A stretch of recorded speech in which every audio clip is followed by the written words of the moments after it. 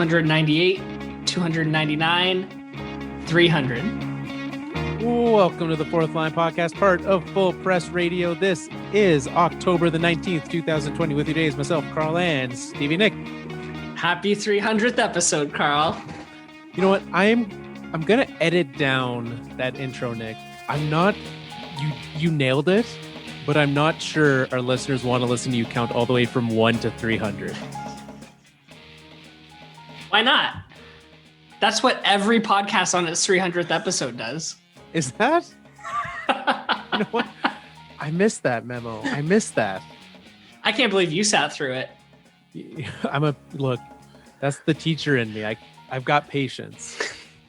And I really wanted to give you some constructive criticism, but you got them all right. So, hey, that's a plus. Yeah. Well, welcome, Nick. It's number 300. We're here. It's a good day. It's a great day. 300 episodes, man. That's quite the accomplishment. It's, I never really thought of it obviously when we started, I never thought of 300. But when you think of how many episodes it's actually been, 300 official mainstream episodes, probably like another 50 bonus episodes. If you count the Patreon episodes, you count the hot seat episodes, man. There's also the ones where you record a whole episode and then realize the recording didn't work, so you had to do it again. Or the times when we used Skype and you'd record an entire episode and then Skype would just be like, yeah, no, that audio is bad. Yeah, I didn't like that one. You haven't been on every single one of the 300, right? I've missed two. So you've done 298. I've done 298 official episodes. So I guess I have no right celebrating 300 right now because I've either been on or uploaded 300 episodes. Carl, you can celebrate 300. Well, thank you. Otherwise, we have to redo that intro again. Yeah. I'm starting from one all over again. You know what? Don't mess up, or else I'm going to make you start over. Yeah, 300. Big accomplishment, but we've got other things to talk about today as well. We've got some hockey news. We have a very, very special guest coming on later, Nick. I can't wait. It's going to be fun. So let's get into that. We'll save some more of the 300 talk for later. We've got we've dedicated about half the show to it, so we can save some of that for later. But arguably the biggest free agent piece. Taylor Hall signed last week. That was a big one. But Alex Pietrangelo signing a big old contract to go to the Vegas Golden Knights. That was the defensive shoe that we were waiting to drop, right? Absolutely. That was a big fish defenseman, and he went to the team that everybody expected him to go to. It is. It's the least surprising, right? It's the opposite of Taylor Hall going to Buffalo. You're like, yeah, we knew. What took so long? Did he even talk to other teams? I'm sure he heard some of them out, but he surely didn't fly out there and allow them to wine him and dine him the way Vegas did. In these times, Nick, I'm not sure I would fly anywhere, let alone letting someone wine and dine me after flying. Fair enough. Although, big star NHL free agent, I'm sure he had dinner at center ice, single table, spotlight down, and Cirque du Soleil's happening around him. Socially distanced. Boom, Vegas style. I like that. That's a great idea. I would have been sold too. I also would have gone to Vegas for $8.8 million a year for that kind of a feature. Would you fly to Vegas for that kind of money? Yeah, because I'd charter a plane. It would be quite simple. I'm sure he did not fly coach. Hopped on the old Air Canada and headed down. I highly doubt it. Yeah. So Pietrangelo, Vegas had to find a way. So Nate Schmidt off to Vancouver as their salary dump of choice. And yet Vegas still not under the salary cap. They still have to find another $1 million to part ways with. They also came out this week and said that Marc-Andre Fleury would be the backup. he's not going anywhere this offseason, which is surprising to me. Where do you think Vegas finds that $1 million? Oh man, that's a great question. I mean, they've got some depth pieces they can move offensively. I'm sure they don't want to move Ryan Reeves, but he'd be a welcome addition to a lot of teams around the league. I don't even know who William Carrier is. Is he good? They have him for 4 years. I mean, he's fine. I'd rather him than Ryan Reeves. Like, there's some small pieces, young pieces. I guess that's the downside, but there's some small pieces that they can move. I don't think it will be hard for them to shed $1 million. No, I think like Ryan Reeves would be a piece that I would gladly part ways with to make that happen. Didn't they just extend though recently? Yeah, but this is 2020 budget hockey. Nick. You can't hand out $8.8 million and not be okay to regret a decision or two.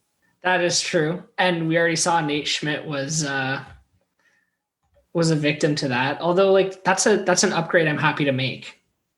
Oh, absolutely. Right. And for Vancouver, in a time where like they knew, right? We knew. Me and you sat here and knew that Vegas was making a trade to clear room for Pietrangelo to come aboard. Why in the world did Vancouver feel the great need to also give their division rival a 3rd-round pick in that deal? Yeah, that's a bad deal on Vancouver. They should have been asking for picks. Right? Everyone else was. Like, you want to dump his salary? And it wasn't small. Like, he's making almost $6 million. He's a good defenseman. Don't get, like, that's fine, but it's a lot to, it's not, I don't even think it's a lot to give up for Nate Schmidt. It's just a lot to give up in the context of how this trade came about. Exactly. Right. When you know, like, I'm making this trade so that I can bring in the big fish and I'm trading in division. Come on. Yeah. That being said, whatever. Like, this is not a pick that the Vancouver Canucks are going to miss long-term. Probably not. But even, like, I don't know, if the Toronto Maple Leafs called you up, Steve Yzerman, this week and said, hey, do you want to do us a solid and take this contract, this boat anchor deal we've got here? Will you take this Mitch Marner contract off our hands? Yeah. Yeah. I don't even know if the price would be that high, but yeah. Right. It's in division. It seems a little weird. So Pietrangelo, how much better does this make Vegas? I mean, they were a great team last year. Does this make them like solidly, firmly, bona fide top team in the West? They were a great team last year. It makes them a better team. 100%. It's not even a question. They have their top 2 defensemen, which I'm not convinced that they had someone like they didn't have somebody of this caliber on their blue line prior to this. No. This is a huge upgrade over everybody they have. And they had a fine defense already, right? But like you said, that big piece coming in, that'll be great. Yeah, this is next level. They got Robin Lehner locked in. They've got their big scorers up front in Mark Stone and Max Pacioretty. They're going to be a dangerous team again next year. Yeah. The only thing that they've got, Mark Stone, they signed him last year. They got him on 8 for 7 more years. They got William Karlsson for 7 more years. Pietrangelo for 7. Robin Lehner, 5-year contract they handed out. But Pietrangelo's already 30 years old. Okay, the oldest of that group that I just mentioned. How long does it take until this is a regrettable deal for Vegas? 5 years, probably. I would think. I mean, Pietrangelo he's a solid defenseman. He doesn't miss a ton of games. He hasn't had huge, career questioning injuries. He'll be good for a long time. And if you win a cup in the next 4 years, it doesn't even matter. But also, Also, defensemen like Pietrangelo, these guys, they hold value late into their 30s. Always. Look at Andy Green got traded last year for picks. Yeah. Yeah. Like these guys who can stay healthy, even if they're not at their peak or their strongest, they have value late in their careers. And if Vegas has to move him in 5 or 6 years, they'll be able to. I'm not so sure about that. I'm not sure they could move him. I mean, I also have no idea what the NHL financial landscape will look like in 6 or 7 years. But will there even be an NHL? Who knows? Who even knows? Are we going to be here next? Like, not just the show. Like, I'm not saying like, are we going to celebrate episode 400 in a couple of years, but just in general. Like the case study of that, right? I look at because you say, and I think rightfully we all do, of like, it doesn't matter if you win a Stanley Cup. And then I look at probably the team that's struggling the most with that right now would be the Blackhawks, right? Like they've still got 3 more years paying Taves and Kane $21 million. They've got Duncan Keith. I mean, that's a long deal, fine cap it right now. But the Brent Seabrook one, I mean, four more years at $6.9 million for Brent Seabrook. I think there's a limit to how much I'm willing to say if you win a cup, it doesn't matter. Well, I mean, they're an interesting case study, though, because they rewarded all their players after they won their cups, right? Yeah.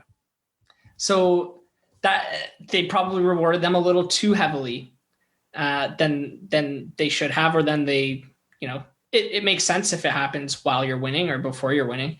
But I thought Seabrook was LTI retired. Is that not what happened? I mean, retired like the rest of the Blackhawks and other teams like that. Like he's got allergies or something. Right. Yeah. He's somehow allergic to Marian Hossa. They're not even on the same team anymore. I don't understand. So, okay. So you think that's fine. I mean, I'm in a similar boat. Sure. $8.8 million for 37-year-old Pietrangelo is not going to be great. But if you shorten that deal up, like on a 4-year or a 5-year deal, how much would he be getting? I'm not sure it would be that much more. I mean, 8.8, especially right now in this landscape, is a ton of money to be handing out to a guy. So I'm not sure even on a shorter deal, it would have been that much different. So, but to get him, you also needed to hand out those 7 years, right? He wanted that stability, and he deserved it. Not only that, he got a no move clause on it too, which protects him from expansion. You're not going to expose him next year in the expansion draft anyways, but it protects him from expansion and it protects him from trade. It gives him all the control. Yeah. That's worth something. Absolutely. It also means, I mean, could you imagine if they signed him just to let him go to Seattle next year? Whew. That would have been quite a move. Definitely big pickup there for the Vegas Golden Knights. And I mean, what do we have left for free agents? When we look at that list, there's a few offensive ones, right? Granlund, Mike Hoffman, Carl Soderberg. No one's snatched him up yet. Don't understand why. Okay. But, do you expect, now that kind of that big rush is done, when do you expect some of these guys, Anthony Duclair, I'm still not sure why Ottawa didn't qualify him. When do you expect some of these other players to sign and those to trickle out? I think it'll come over the next few weeks. Teams start to settle. I'm sure the Pietrangelo thing was one domino that needed to fall. And then it was like, how is Vegas going to clear their cap space? They have to make some trades. Let's get these trades out of the way. Like it'll happen. There's some goalies out there. There's some players. I'm sure the conversations are ongoing. I don't think we're going to be sitting here and, I was going to say halfway through the summer, but halfway through the winter, I guess, wondering where Mike Hoffman's going to go. He'll find a place. Yeah. And I think it will be, I think it'll be pretty slow because there is no rush at this point in time. Right? None. The big rush is done. And a lot of these teams are really, if you have that cap space and you have some of those, It's like you look at the Bruins, right? They haven't made too many moves this offseason, and like things like Chara, they don't know if he's coming back or what's happening with him yet. And he's not in a rush. They're not in a rush. So, yeah, I mean, we don't even have a tentative date for training camps, do we? I mean, I think like they loosely said, Like well, November? if we're doing January 1st, it needs to start up late November. So, Well, until some of those things become more firm, I think, this is going to draw out a little bit, which is good for us. It'll give us some stuff to talk about this winter. it'll be nice. I mean, I'm used to having a lot to talk about in the winter, so it's good to have something to talk about. So backwards right now. everything is weird. Yeah. But I mean, so some interesting things came out this week with potential realignment. When and if we do play hockey next year, potential realignment of the league. We just did this, right? We just did this when Vegas came. We did it when Winnipeg moved from Atlanta to Winnipeg. This one's interesting, though. This one is interesting, and I do really want to talk about it, but I also really want to talk about how it made the news because it also relates to Vegas. And apparently Bill Foley leaked it. The owner of the Vegas Golden Knights leaked it in an interview he was doing with a reporter. Like, do you think he got into some trouble there with the rest of the league? You gotta imagine, right? Like they're like, hey, we've got this really great idea. Just drops it. No big deal. And I think it was framed around the question of trading Nate Schmidt to a division rival. And he said, well, he's not going to be in the division next year. It doesn't matter. Yeah, exactly. The actual quote was, yeah, but they're going to be playing in the Canadian division, which is amazing. Which sounds like it's a done deal. It sounds like it, right? To make this happen next year. So the potential of an all-Canada division, presumably also playing in Edmonton because that's the official home of bubble hockey. But you think it'll be in a bubble? Won't it? I don't know. I mean,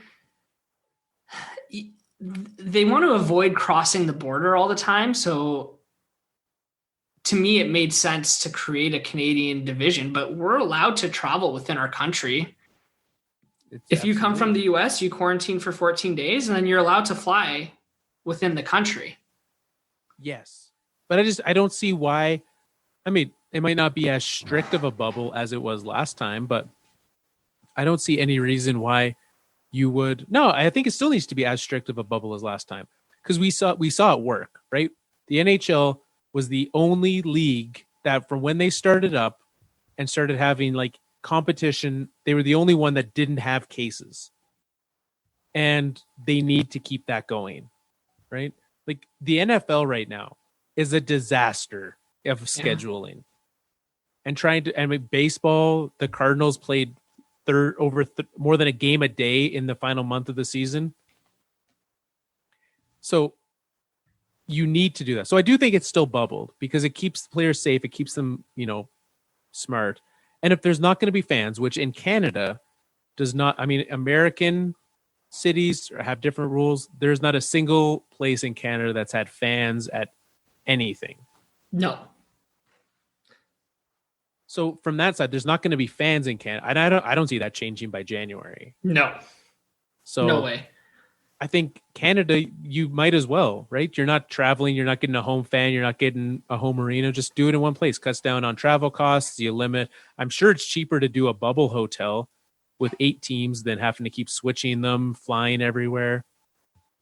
Okay, but there's a really big reason that the bubble doesn't work.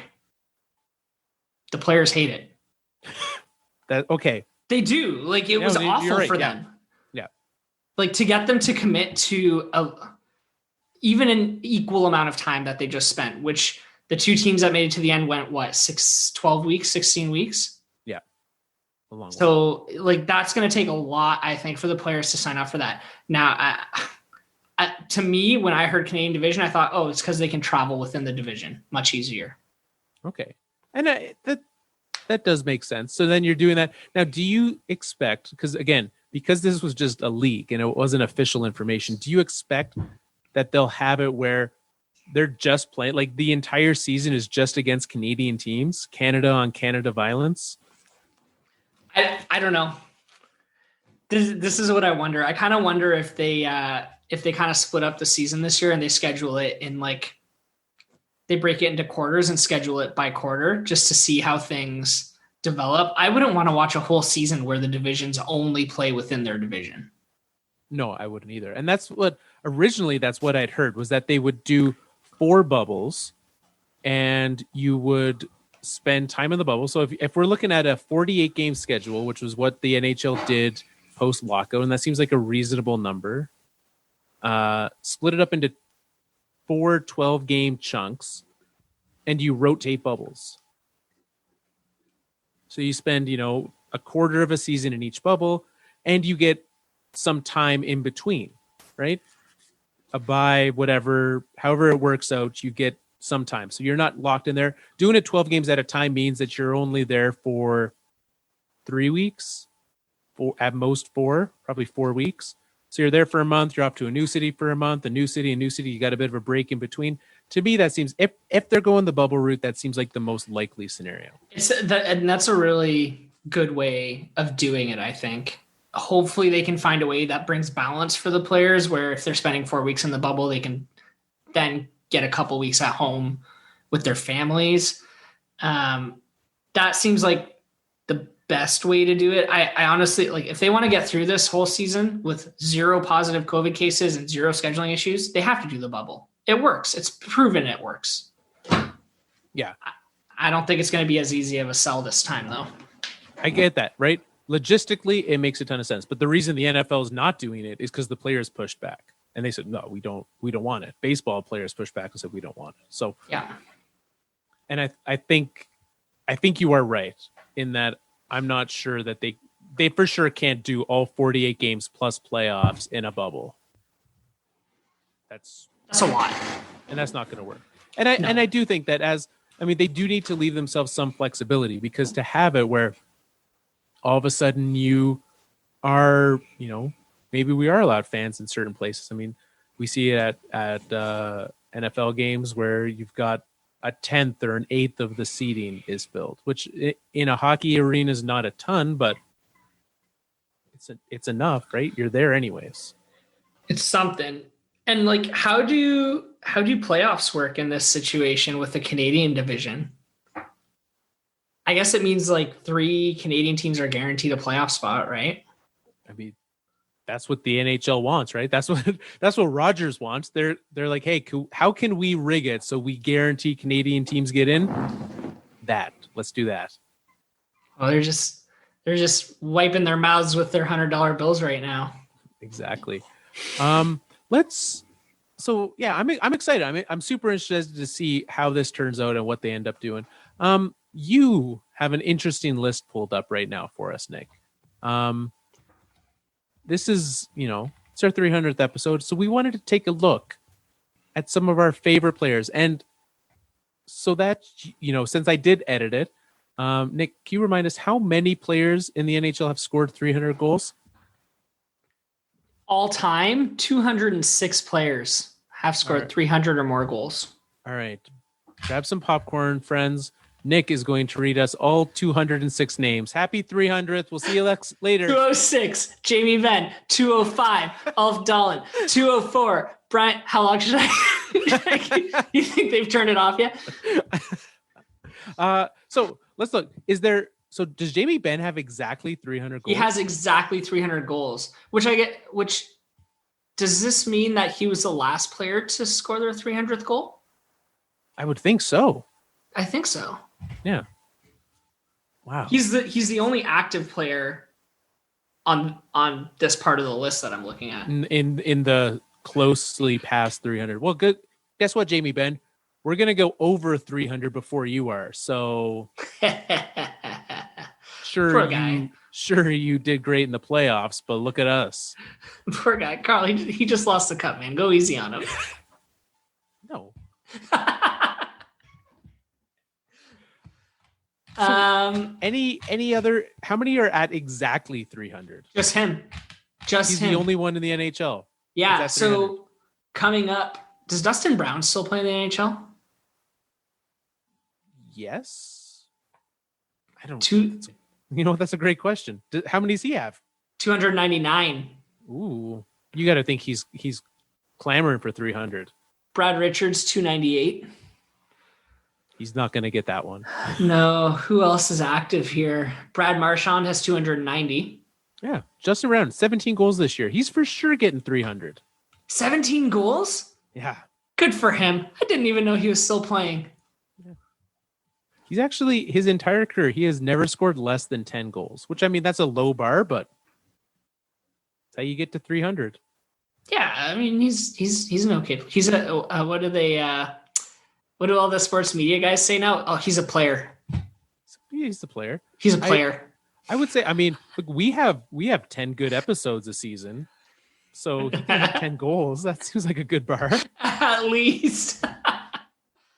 Yeah, there's a few active players who are going to hit the 300 mark in the next few years. But we did first. You know what? That's what they get. That's what they get for not taking an off season. I do see that our special guest is in waiting, Nick. So why don't we take a break here? Oh, he just left. He was impatient. 200, Bob Nevin, 199, Daniel Briere, 198, Martin John. We're going to take an ad. On the other side, we'll see how many more of these Nick can get through before the end of the show. We'll see you then.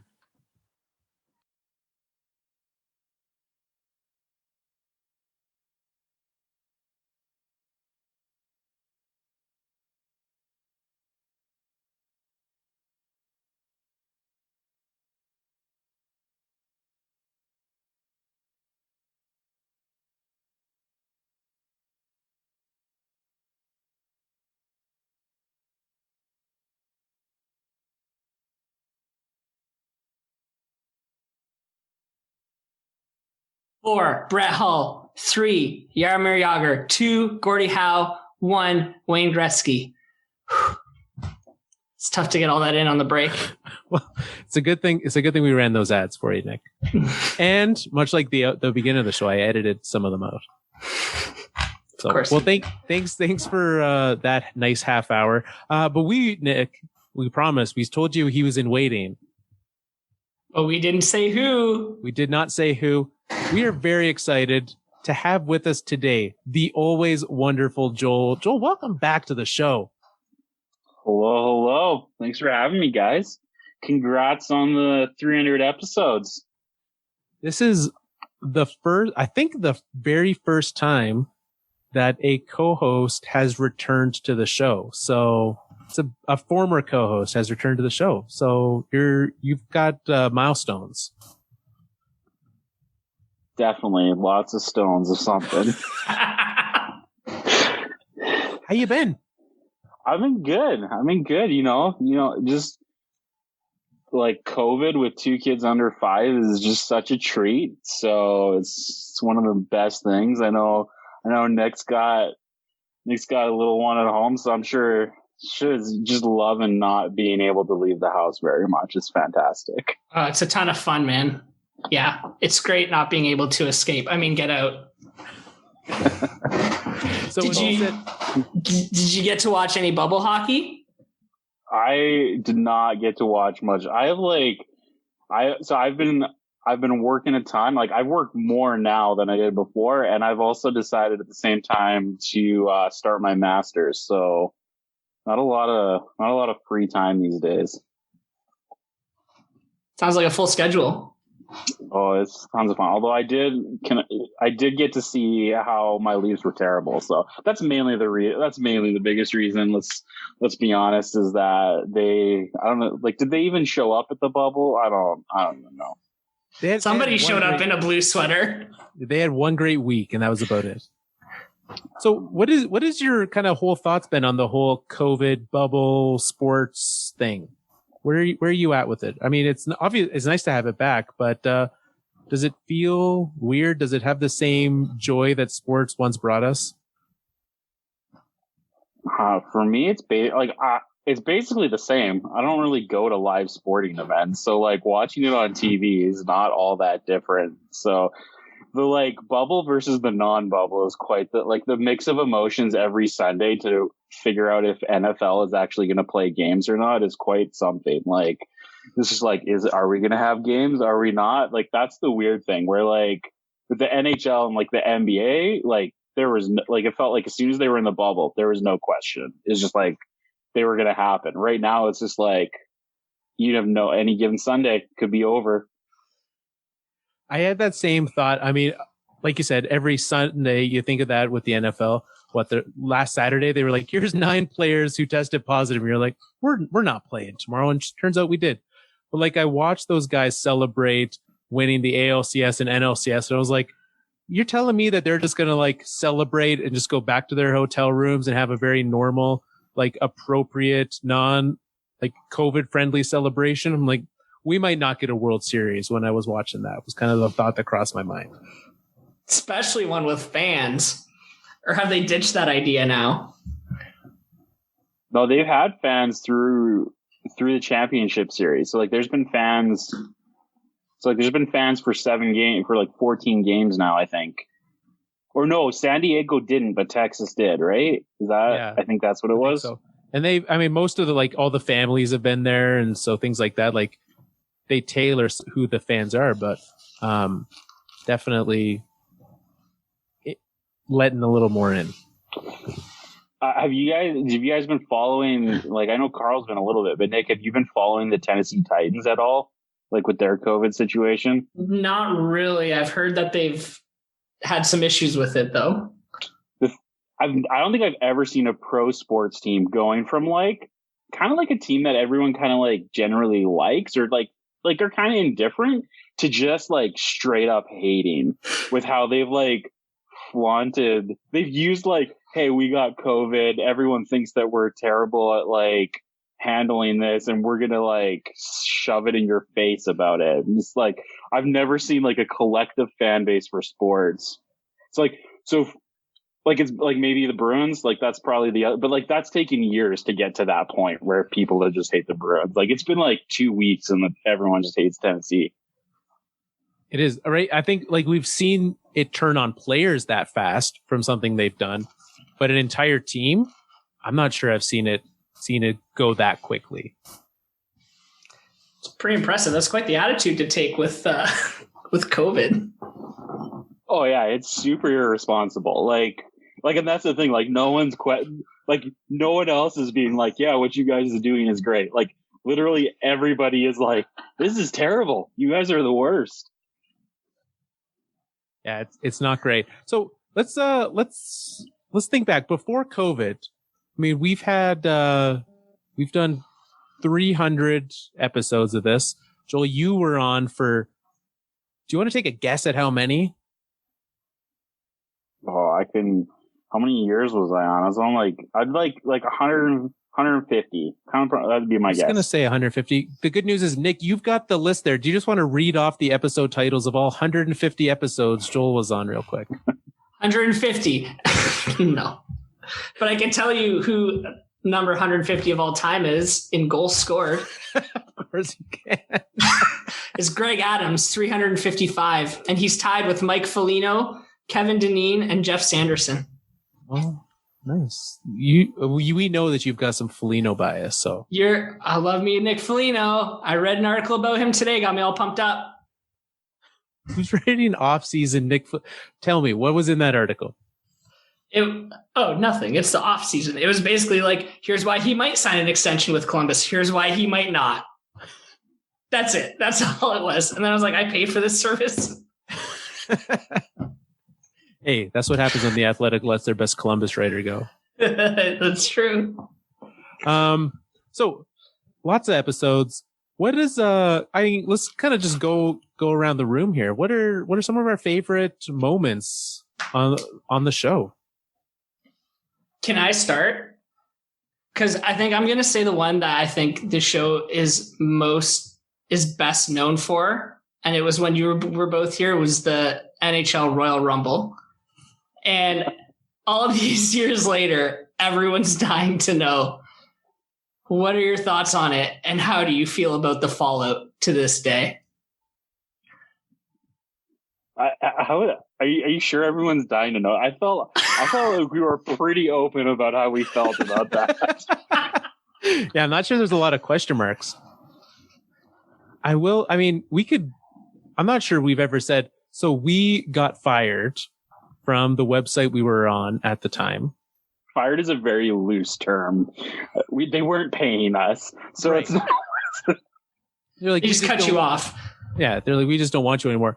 But what also happened was we had already written a draft email quitting that website that we were already on. So we were fine. Like, it was the most okay. Which is why we so much leaned into it, right? But can you remind me, what was the reason they were so upset with you? They thought, I think if I recall, is originally like they had told us we had been meeting with them about like the direction of podcasts for their site as a whole. And like they were all about like serious hockey. Like it was just like they thought they had like the greatest takes in the world on hockey and that it was very serious. And they had been like, we don't know if we think you guys like some of your stuff is not quite serious enough. And then we were like, that's fine. Like we won't promote you guys on the ones that aren't serious. And then they listened to the Royal Rumble episode and they were like, yeah, you guys are not for us. So I was like, well, because we were at that point, we were like, if that, like, you guys don't want that, then we clearly also don't want you. Like, that's not a. But yeah, I did find the official email and I won't. Oh my goodness, you still have that. I mean, he had to take it off the wall. I'm sorry to inform you that a decision has been made to end the relationship between the fourth line and us effective immediately. While we wish you the best in the future, the feeling is that your show isn't in line with the direction of the direction we are taking on the podcast page. Thank you for providing content you have in the past. And their direction was poor quality podcast. There we go. You know what I think? Hearing that? I think they didn't like who you had winning the Royal Rumble. Well, there was a lot of controversy behind that. I was going to say, I still don't know who won the Royal Rumble. No, because Carl totally screwed that up. He had like, I don't even remember. He probably had like John Scott winning the Royal Rumble or something dumb like that. It was. All I remember is that in classic WWE style, I had someone come back to like steal the Royal Rumble, and you didn't allow it. And like there's serious. That's probably the problem. They were like, that's probably why they didn't want us. Yeah, like we don't even know who won. All they wanted was certainty. That should have been. They should have just told us that. All I remember, this is my most memorable piece of that specific memory, is when the Red Wings captain, Henrik Zetterberg, ran in. He just ran into the ring and you had him run up to someone and they swung him over the other side. The follow-up to that email, when I said, you know what, well, like, what direction are you going then? And they said, the discussion about the Royal Rumble of NHL captains, while could be viewed as entertaining, is not the kind of content we're looking for. Like, let's be real here. That was incredibly entertaining. I like how they acknowledged it. It was the middle of summer. It was like August. So it was like free agency with like, what else do you talk? Like, they should just be happy that we were rolling out hockey podcasts in the middle of August. Like, what else is there to talk about? Yeah, that was that happened August. I guess the episode would have been August 1st, because that email, I showed up to work to that email. They were up real early listening to that. August 1st, 2016 would have been that. 4 years ago, then that happened. So, I mean, I think similarly, if we're talking about emails we've gotten throughout the years, I think my favorite piece of correspondence we have possibly ever gotten was the cease and desist letter we got from the Columbus Blue Jackets. Oh my God. Yeah. That was hilarious too. I don't even remember. Like, I can't even remember the thought process that must have gone through and like an official NHL organization being like, we need to stop these guys. Like, well, that someone paid too much money to their lawyers. Their problem was, and you know what? There was previously a Fifth Line Columbus Blue Jackets hockey or podcast, because they, like, that's what they call their fans, was the Fifth Line. And I actually think it was Tiny Mike's idea to call it the Fifth Line. So he was like, let's just go one more. So why not? And then, so we had that offshoot podcast for a while. And then they decided that they wanted to up their branding, which, like, if you go to a game in Columbus, Fifth Line is on their boards. It's everywhere there. And so I vividly remember being in a hotel in Quebec City. Again, no, that would have been in May. So it was still hockey season. And I just remember getting that email and being like, are we getting pranked right now?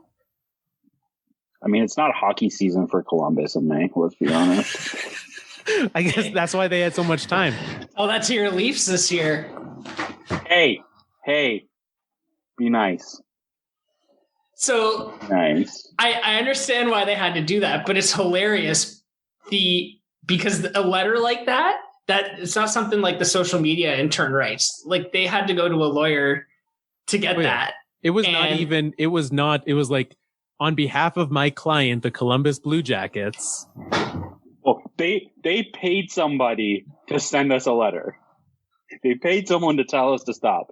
And, like, my guess is the lawyer, like, they probably went to someone and said, like, we want this brand, stop everyone. Like, it was probably, I don't think Columbus Blue Jackets actually ever saw our podcast, but like, someone did. I don't know if we had actually really, that was kind of when the Fifth Line was winding down, was it not? Like, we were pretty much done with it, or fully done. I don't even remember. I think we renamed it the Blank Line and did like two more episodes, and then we were done. This is like, yeah. I found that email as well. And that was from the legal secretary to that lawyer with a lovely, lovely, officially branded email on letterhead and everything. Oh yeah, it was. It's a good story. Big deal, man. Big deal. Yeah. So anyways, those were my two favorite things where we were told, stop putting us on your website, or I guess we'll stop putting you on the website, and also please stop using this name. Outside of those, I mean, Joel, what were some of your favorite times? I enjoyed the random things, like the random people that we were able to like interact with that, like, I never thought, like, very like small level hockey podcast, whatever. Like I remember, like, we got to interview the guy that wrote the Doug Gilmour book, like, which was like, and have a conversation. Like, I was just like, that's not, like, you think about that. You listen to like the Fan Radio Network or TSN Radio. Like, that's where you think those guys are going to be. And here this guy is coming on and willing to talk about this book that was like, that's a popular book in a hockey culture in Canada. So that was like that. I remember talking, like, I don't know if you like remember the baseball statistician Mark Simon, who came in and talked New York Rangers with us. Like, I love Mark Simon. I've always followed, as a baseball fan, I follow him, but like, to talk hockey with him was like this guy, he was working at ESPN at the time. It's like the most like, just, I never thought it would like open up like random opportunities like that. Well, and like one thing that didn't make it for that interview, he stuck around and we just chatted for a little bit after. And I remember him saying, like, not even just like kind of just to see, but just like genuinely wanted to know our thoughts. He's like, hey, what do you think about like block shots as a stat? And I'm like, well, like, he's like, yeah, like, I'm trying to do like, he was trying to do some like player evaluation or like player value kind of work. And he's like, what do you think? Like, block shots, good, bad? Like, where are we at on those? And I'm like, you're asking me all right, let's go. So yeah, those are definitely some cool interviews. I mean, we've had some great guests, and a lot of fun times with a lot of those. I remember I asked Jen Scrivens if her and her husband settled arguments with shootouts. Yeah, that was good. That was a thing that happened. Yeah, lots of fun. And I mean, I think back from where we were. I mean, because again, we are a show that started from literally nothing. Like I remember the very first episode of this show. I was like, man, we got 7 downloads of this show, and 2 of them were me, at least. So, I mean, just to start from there and to see kind of where we've come to from, I mean, the support of our listeners, absolutely, but also just as a team, right? We've got us on the show, the great folks on the website side of it as well, but a lot of fun and a lot of hard work goes into it. That said, I appreciate Joel has not been on, unless you're doing other unknown podcasts I'm not sure of, since you hung up and retired from the fourth line. Today was your first podcast you've done? Fairly confident of that, yeah. And I appreciated that nothing has changed. It's like, hey, so like, let's just talk about what, and you're like, yeah, whatever. Just go. It's like, yeah, I definitely prepared for this. I took notes. I did all sorts of things. Hey, can we riff about Joe Thornton and how he's just going to be an iconic Leaf, right? Right? I mean, you've already ordered your number 97 Joe Thornton jersey, have you not? Right. We're thinking like Brian Leach, Ed Belfour, not like Eric Lindros, Joe Nieuwendyk, right? Come on. Oh yeah. Yeah. He's going to be great. He's basically going to win. He's going to win the Hart. He'll be okay.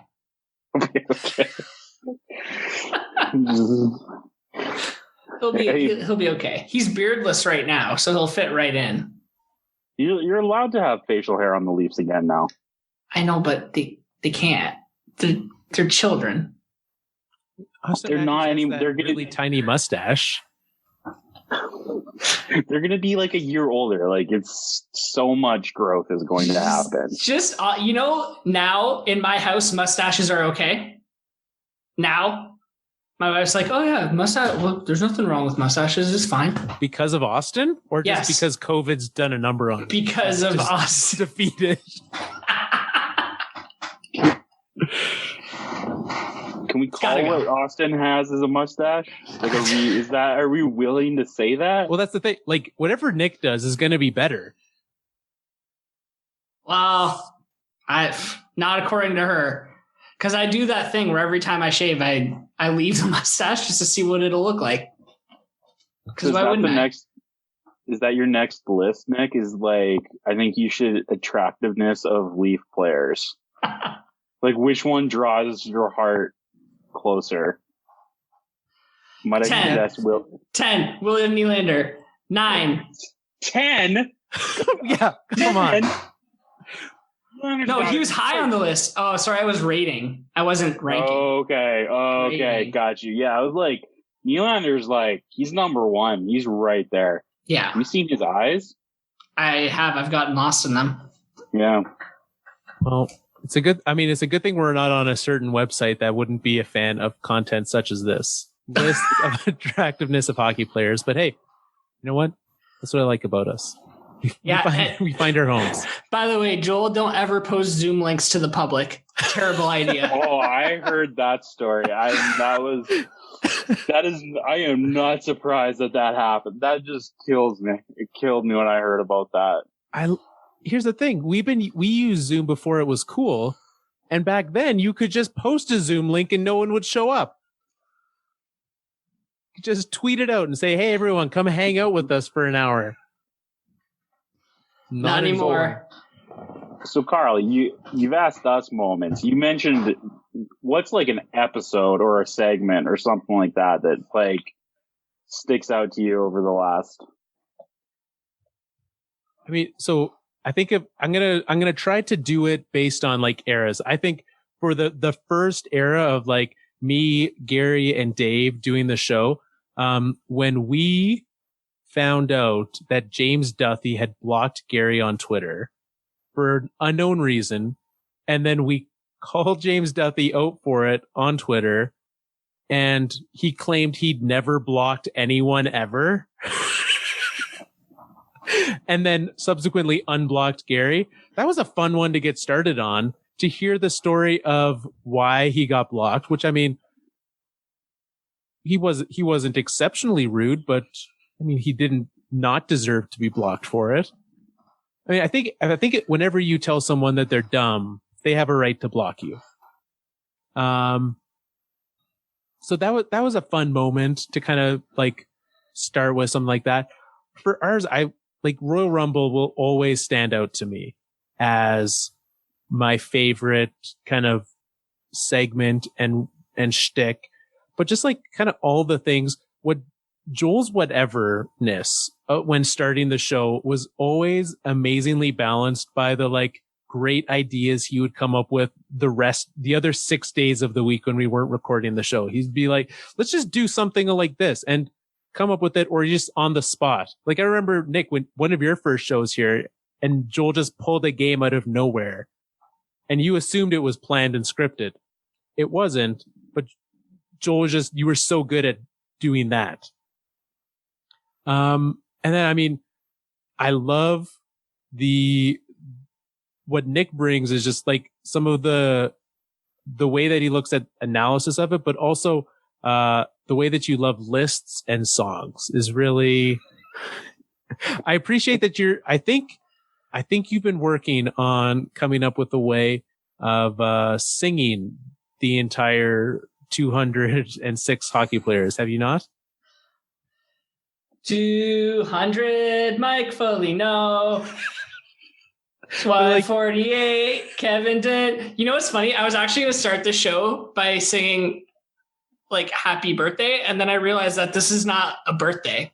This is like 300th episode is not a birthday in any way. That said, it is, I mean, we're real close because our first episode was like the first weekend of November. So I'll save it for then. Yeah. But like I think of probably my two favorite moments, and for different reasons for us, but I think rewatching the Colorado Avalanche Stanley Cup video was a favorite for me. When you lost that bet. And then, but also the song you wrote when Steve Yzerman came back, the Hey Hey Hockey Town song. Still singing that one? I look, if I hear that even just for a second, it's going to get stuck in my head. So absolutely. So, I mean, those are some of them, but over the course of 300 episodes, I mean, some of our listeners share some of their thoughts. I don't remember. Do you remember what that song was recently at the end of the show, Nick, that you sang that you couldn't even get through? What was the theme of that song? Oh, man. It was a made up word. It was something around a made up word. So things like that. Canasty. That's what it was. Canasty. Yes. I was so excited. Yeah. I think in the same way, and maybe that's kind of what I like about, both, what you and Joel bring, because the randomness of Joel with like games and things like that, at the end of every episode, you're just like, I'm just going to sing a song that I just made up on the spot. So it's kind of that, right? Like, and that leads to just, you never know what you're going to get with an episode. And it's fun. Never know how much censoring you're going to have to do. You never know. I mean, thank goodness I don't have to yet for this episode. And don't you dare. Don't you dare. But yeah, I've loved it. It's not something that I would do if this felt like work. It would not. It's too much work to not enjoy doing this. Well, thanks, Joel. Thank you for coming out of retirement briefly. Yeah, I was going to say, I was like, it's great. Now there is officially two former co-hosts who have been blocked on Twitter by two of the highest profile people at TSN. That's right. Who is because you're blocked by whom? I got blocked by Darren Drager last year. That was after I didn't even know for the longest time, as because you just never see their tweets. But yeah, Darren Drager blocked me. I'm no longer allowed to see his insider takes. Well, you haven't missed too much breaking news from that account. So, but what's great was like, because I mean, you did not get blocked for like calling him dumb. You got blocked for a much better reason. So I called him Paul Marner on Twitter, and he blocked me for it. So I think the official tweet was like, I haven't heard anything from Paul. I mean, Darren Drager today. And that was like right around when everyone thought Mitch Marner was going to sign his RFA deal. And yeah, I have subsequently been blocked by him. I'm pretty proud about it because apparently I found something that was well known in the media that it felt like Paul Marner was leaking stuff to Drager all along, and it just bugged Drager. So that's good stuff. So Nick, you're up. I'm up. I got to get blocked by somebody. Who do you want to get blocked by? I feel like it's got to be someone at TSN. I mean, Bob Father. Yeah, Bob's retired now. Is he? Oh, is he? Yeah, kind of retired. Quasi. Sort of. You go by for Bob McKenzie. I don't know who the podcast could get blocked by, but we can pick someone. We gotta go bigger than any one personality. I mean, right? Like I know there was an LA Kings writer that blocked us. That's the only person I know of that blocked us. And that was just some right. Just someone. It's pretty impressive though, because you're pretty spicy on that account sometimes. You know, I mean, there are people that have definitely hit the unfollow button, but I'm not. I mean, again, it's hard to know who's blocked you because you just stopped seeing them. So it could be a lot. You could have dozens. But Joel, thanks for coming back. Nick, thanks for being here. You can find us if this is your first time listening, welcome to our 300th episode. Stick around next week. 301 will probably be more normal than this week.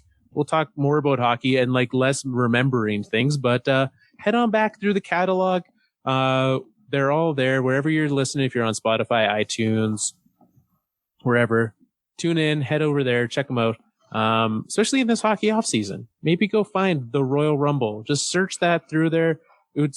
It would be August 2016. Go check that one out. That's the one where I always say, if you want to know what we're like, head deep and go back there. But thanks to everyone who's been on this show. Thanks to especially the co-host, to Dave, Gary, to both of you for being on this show. For all the people that supported us, the listeners, the websites, the writers, everyone who's been a part of making this show happen, thank you very much. You can head to the fourthlinepodcast.com to find more about us. Full Press Radio as well. You can find us on the app. You can find us on their feed. Head on over there and check that out. Lots of great shows happening on that network. We're everywhere at Fourth Line Podcast on Twitter, Facebook.com/The Fourth Line Podcast. And until next time, it's time for us to wrap up another Fourth Line show. I know what you're thinking. You don't want us to go. 300 episodes makes me feel giddy. Joel, take us home with a Boom City.